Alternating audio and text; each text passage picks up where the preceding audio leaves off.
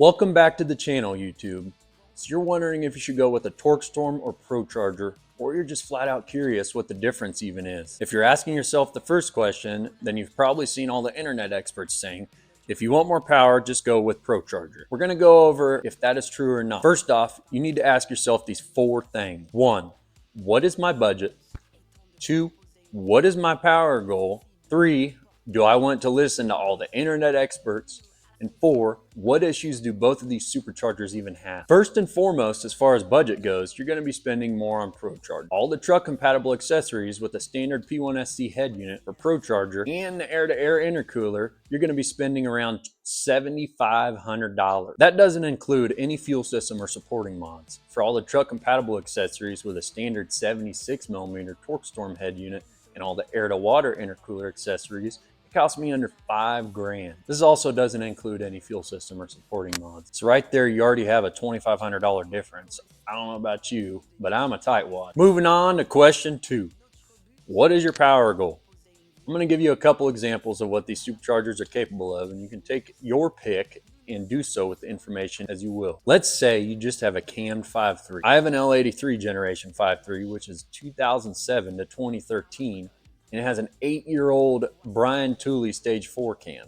It's time for a new cam. Someday I'll get the spec cam when I do a little bit more motor work to this thing. And on that combination, I made 500 wheel horsepower on 91 pump gas with 9 pounds of boost. When it was cammed, I made 315 wheel horsepower.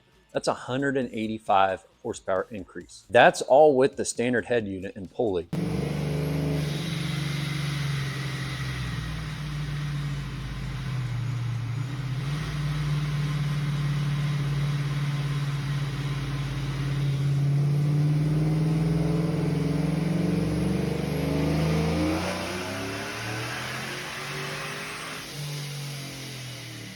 Now for Procharger, my good friend has a 2015 cammed LT 5.3 and he made 505 wheel horsepower on a Texas Speed Stage 2 cam. Then he switched over to a Brian Tooley boost cam designed for the Procharger and he made 557 wheel horsepower on 91 pump gas as well as 9 pounds of boost, just like the Torqstorm.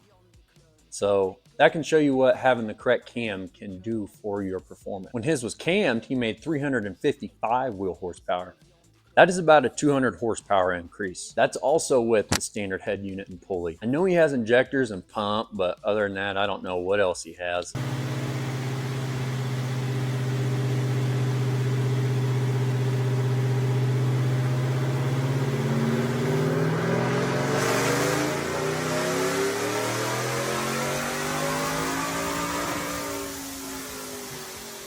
With that information, you can see they're very similar in comparison. On to the third question. As far as the internet experts go, most of the people you're hearing from or reading from say things like, Torqstorm is junk, just go for Procharger, they're way better. Torqstorm is Chinese. Or you can only make like 500 wheel horsepower with Torqstorm. Or if you want more power, just go with Procharger. You know what the funniest thing about all those comments are? They've never even had a Torqstorm or know anyone with one. So my question for you is, why listen to the keyboard warriors and just do a little research? You might surprise yourself. Torqstorm now has multiple head unit sizes and many pulley sizes for all sorts of different power expectations. They even have a dual Torqstorm setup you can get, which is pretty cool. Procharger also has a larger P1X head unit as well for a larger power level. All right, now on fourth and foremost, what issues do most of these superchargers even have? Starting off with Torqstorm, their old superchargers had serious issues with bearings, heat, and belts that broke when going over like 6 pounds of boost. That's because the case was made from aluminum casting, which did not control the location of the bearing well at all, which, as you would expect, it caused premature bearing failure. Since those issues have been addressed, Torqstorm has come out with many new improved models that just keep getting better and better. Now for Procharger, while generally considered a reliable brand, many of them have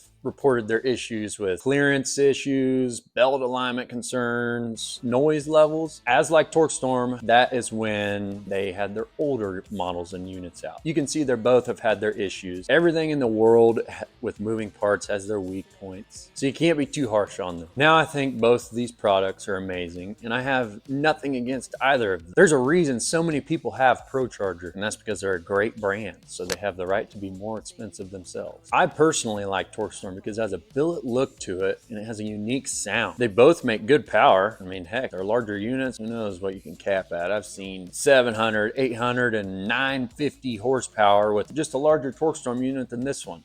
I've seen 1,000 horsepower with Procharger. But yeah, they both make good power. I ran mine for well over a year and I love it. I hope this fills you in on everything you wanted to know about these awesome superchargers. If you have any more questions or concerns or comments, feel free to leave a comment down below and I'll try to get a response on that. But anyways, I'm gonna wrap this up now. So if you can hit that like and the subscribe button, I'd appreciate it. Thanks for watching. See you later.